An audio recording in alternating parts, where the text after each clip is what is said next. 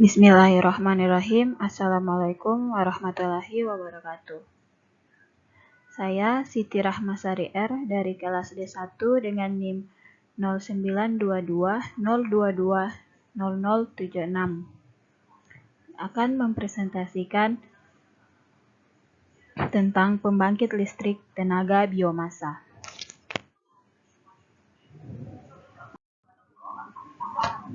Sebelum saya menjelaskan tentang pembangkit listrik energi biomasa, kita perlu mengetahui terlebih dahulu tentang energi biomasa.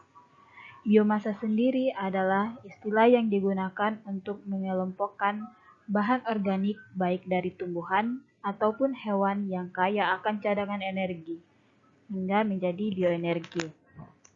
Biomasa sendiri adalah bahan biologis yang hidup atau baru mati yang dapat digunakan sebagai sumber bahan bakar atau untuk produksi industri, termasuk limbah terbiodegrasi yang bisa dibakar sebagai bahan bakar. Biomasa tidak mencakup materi organik yang telah tertransformasi oleh proses geologis menjadi zat seperti batu bara atau minyak bumi.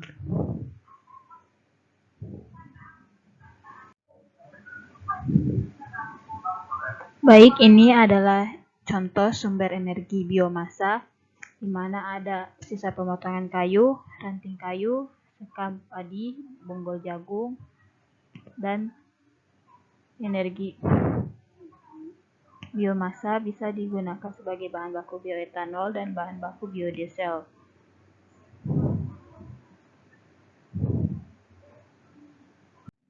Selanjutnya ada konversi energi biomasa. Pada konversi energi biomasa ini terbagi menjadi 3 bagian. Pertama, yang dimana terdapat pembakaran langsung, konversi termokimia, dan konversi biokimiawi. Pada pembakaran langsung merupakan teknologi yang paling sederhana, karena pada umumnya biomasa dapat langsung dibakar, namun ada beberapa biomasa yang perlu dikeringkan terlebih dahulu dan densifikasi untuk kepraktisan dalam penggunaan. Sedangkan pada konversi termokimiawi, teknologinya memerlukan perlakuan termal untuk memicu terjadinya reaksi kimia dalam menghasilkan bahan bakar. Yang terakhir, konversi biokimiawi merupakan teknologi konversi yang menggunakan bantuan mikroba dalam menghasilkan bahan bakar. Nah, ini adalah gambaran umum tentang teknologi konversi biomasa, di mana pada umumnya pembakaran langsung digunakan pada tungku boiler sehingga menghasilkan panas.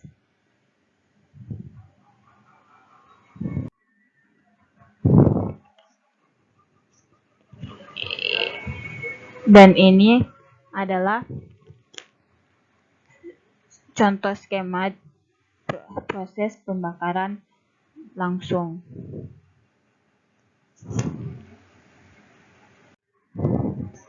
Selanjutnya kita masuk di pembangkit listrik tenaga biomasa. Energi biomasa merupakan sumber energi alternatif yang perlu mendapat prioritas dalam pengembangannya dibandingkan dengan sumber energi yang lain. Energi biomasa dapat menjadi sumber energi alternatif pengganti bahan bakar fosil, karena sifatnya yang dapat diperbaharui atau renewable resource dan relatif tidak mengandung unsur sulfur sehingga tidak menyebabkan polusi udara dan juga dapat meningkatkan efisiensi pemanfaatan sumber daya hutan dan pertanian.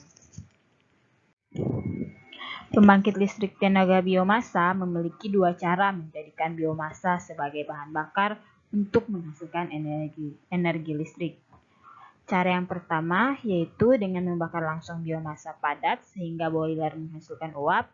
Sedangkan cara yang kedua adalah dengan melakukan fermentasi atau bisa disebut anaerobic digestion, yang nantinya akan menghasilkan biogas dengan kandungan metana dan karbon dioksida, serta gas-gas lainnya yang dapat dijadikan bahan bakar boiler untuk menghasilkan uap.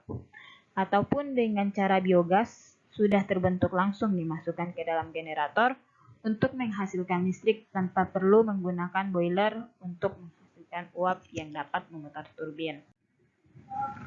Ini adalah contoh pertama dari pembangkit listrik tenaga biomasa, di mana di sini terdapat boiler, turbin, dan generator. Di sini prinsipnya hampir sama dengan PLTU, namun bahan bakarnya bukanlah batu bara, melainkan biomasa yang dapat berupa wood, chips, rice husk, dan lain sebagainya. Nah, pada cara pertama ini, pembangkit listrik biomasa menggunakan air. Air yang telah disuplai dimasukkan ke dalam boiler. Nah, air yang dimasak dengan bahan bakar yang berasal dari biomasa sampai menguap.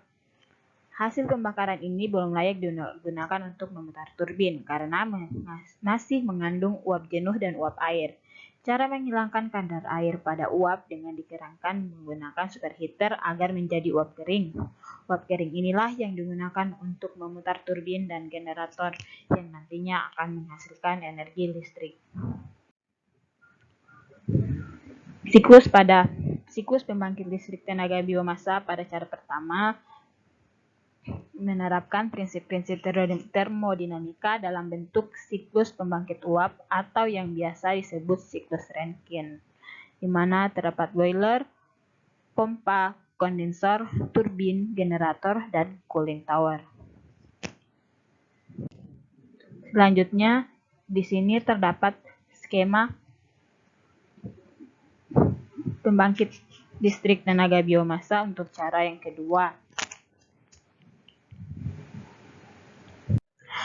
Nah, pada cara yang kedua ini, dengan melakukan fermentasi atau bisa juga disebut anaerobic digestion, yang nantinya akan menghasilkan biogas dengan kandungan metana dan karbon dioksida serta gas-gas lainnya yang dapat dijadikan bahan bakar boiler untuk menghasilkan uap. Ataupun dengan cara biogas sudah terbentuk langsung dimasukkan ke dalam generator untuk menghasilkan listrik tanpa perlu menggunakan boiler untuk menghasilkan uap yang dapat memutar turbin. Dari gambar di atas atau gambar sebelumnya, bahan bakar menggunakan kotoran ternak. Kotoran ternak disimpan pada tempat penyimpanan sehingga dapat menghasilkan biogas yang kemudian biogas ini lah yang akan dimanfaatkan. Baiklah, sekian presentasi dari saya. Lebih dan kurangnya mohon dimaafkan. Assalamualaikum warahmatullahi wabarakatuh.